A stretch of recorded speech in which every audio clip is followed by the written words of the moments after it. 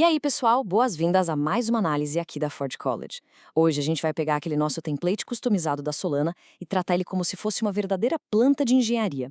E olha, como qualquer planta de motor de altíssima performance, a gente está prestes a colocar isso em testes de estresse absolutamente rigorosos. O nosso tema central hoje é testes, validação e documentação para modelos. Então vamos mergulhar de cabeça nisso. Olhando rapidinho para o panorama geral da nossa trilha de programação com a Solana, é bem útil imaginar tudo isso aqui como uma grande linha de montagem industrial. O motor da nossa aplicação já foi projetado na etapa anterior, né? Quando a gente personalizou o template. Mas antes de colocar isso para rodar na blockchain valendo de verdade, a gente precisa fazer aqueles testes de colisão virtuais e, claro, escrever um manual do proprietário impecável. É exatamente nesse ponto do módulo Capstone que a gente estacionou agora. Para a gente não se perder, olha só o nosso roteiro de hoje. 1. Onde estamos no Capstone? 2. A importância da validação. 3. Criando os vetores de teste. 4. Executando o teste harness. 5. Diagnóstico e relatório. E 6. A preparação para implantação. É basicamente uma jornada que sai das suposições e chega nas evidências concretas. Vamos lá? Começando pela seção 1. Onde estamos no Capstone? Bom, a nossa base de código já está toda pronta e o nosso template finalmente tomou forma. Mas, convenhamos, no ecossistema Web3, achar que algo vai funcionar só porque o código está bonitinho na tela não é o suficiente, né? O buraco é bem mais embaixo. Um contrato inteligente precisa ser literalmente à prova de balas antes de ver a luz do dia na rede principal. E é aí que entra a nossa seção 2, a importância da validação. Sabe aquela armadilha clássica que todo mundo que desenvolve já caiu pelo menos uma vez? Aquela famosa frase, compilou, então com certeza deve funcionar. Pois é, quando a gente lida com blockchains, essa mentalidade é a receita perfeita para o desastre.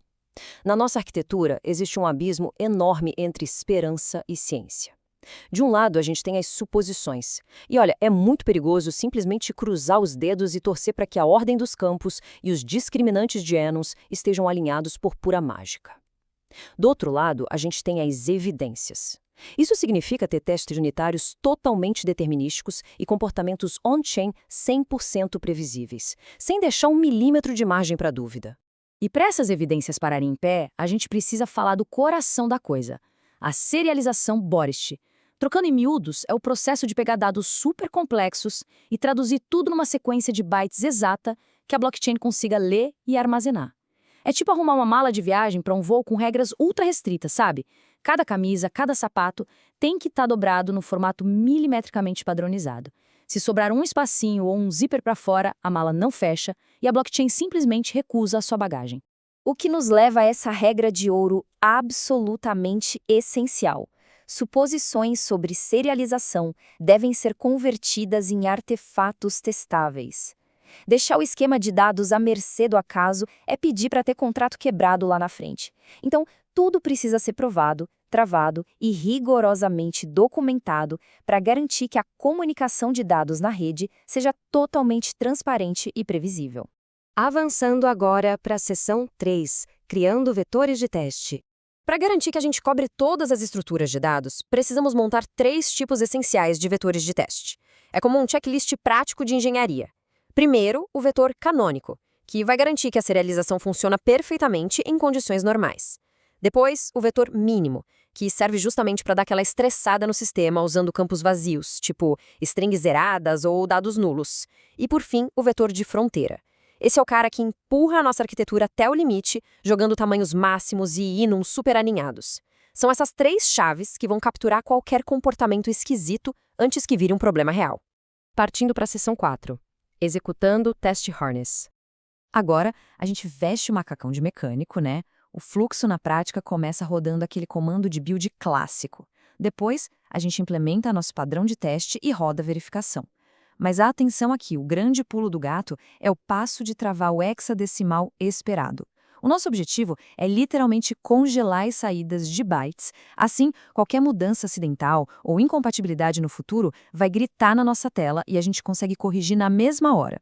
Porque, sejamos honestos, mais cedo ou mais tarde, os testes vão falhar, faz parte. E é por isso que a gente entra na seção 5, diagnóstico e relatório. Investigar uma falha exige um método sistemático.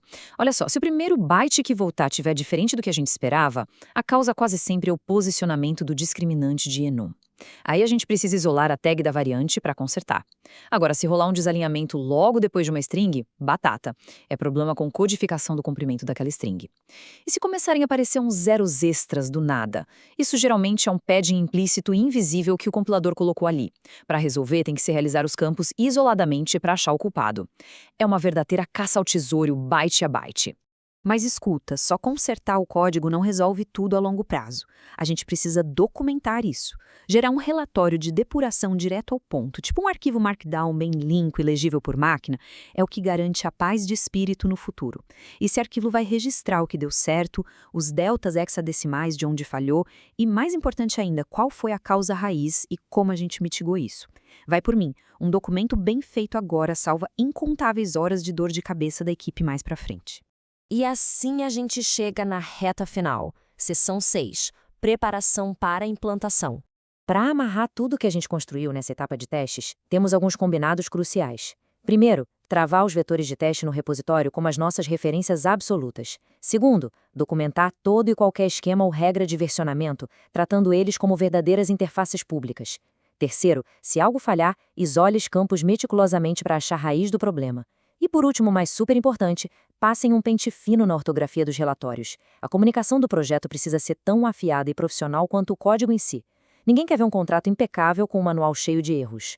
Para a gente encerrar com a cabeça fervilhando, eu deixo essa provocação aqui. Se a gente rodar tudo isso do zero, num ambiente totalmente limpo de integração contínua, esses artefatos e literais hexadecimais que a gente acabou de travar vão se reproduzir de forma perfeitamente idêntica, porque no fim do dia, essa reprodutibilidade é a verdadeira base da confiança num projeto blockchain. É isso que nos dá tranquilidade para seguir para a montagem final do Capstone. Foi sensacional guiar essa nossa exploração, lembrando sempre que este conteúdo foi cuidadosamente preparado pela Forge College. Para aprofundar ainda mais nesse e em vários outros temas essenciais da Web3, é só dar um pulo no nosso site, forge.college. Um baita abraço, bons códigos e até a próxima!